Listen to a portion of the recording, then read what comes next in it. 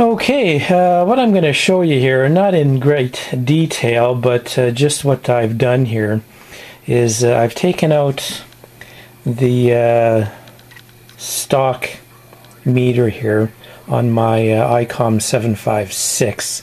This is the first incarnation. I really don't like the color backing on this with the yellow lines. It makes it very difficult to see the meter needle there. I've always found it difficult. I always have to look at it too much. Whereas I noticed on the later models, the Pro 2 and the latest Pro 3, I guess, is that they have a better meter lines on them. And right off the bat, that looks better. It definitely was a lot of work to get that in there.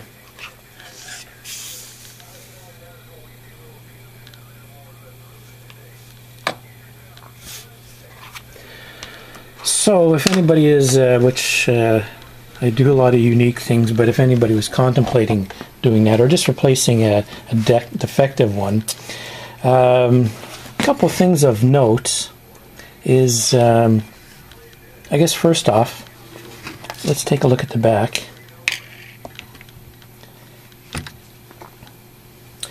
Have a couple ribbon cables here that have to be disconnected from the main unit.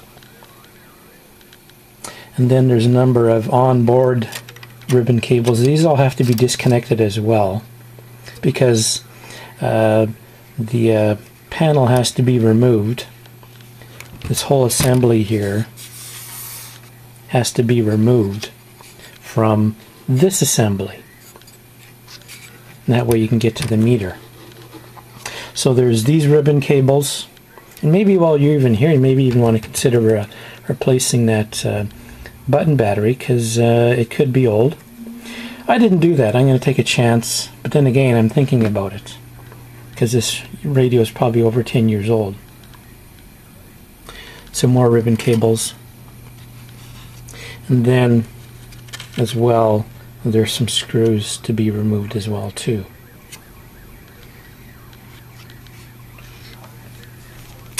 Another thing to note is that right here is the back of the meter. These prongs are sticking up, so they have to be desoldered as well, too. So before you take everything apart, you have to desolder those two connections there so you can get to the meter. So once you're at this stage and you have this whole assembly in hand, at the top here is some little snaps, 3 up top, 3 in the bottom. These have to be pushed down, and then this front faceplate unit can be detached from the back, and then you can get to the meter. It's definitely a lot of work after I've done it. I think, holy cat, that was definitely a lot of work. But once I hook it up, I'm sure I'm going to be happy with the better lighting on it. So all these knobs here, they just pull off. A little difficult to pull them off, but they do pull off. You have to remove these 2 screws here for the VFO assembly. Nothing there to be worried about. And here the microphone, if you look closely there, I thought that I might have to try and spin that little clip off there, which is rather difficult if you don't have the right tool, but you do not have to do that. So yeah, as I said, it's a lot of work.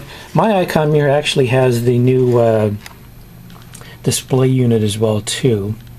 The stock ones have known problems with them, so I was lucky that I got this unit with it replaced. That's why I bought it. And I now have a new S meter as well too. So that's basically it. Put it all back together, and I'll have a more outstanding meter to look at.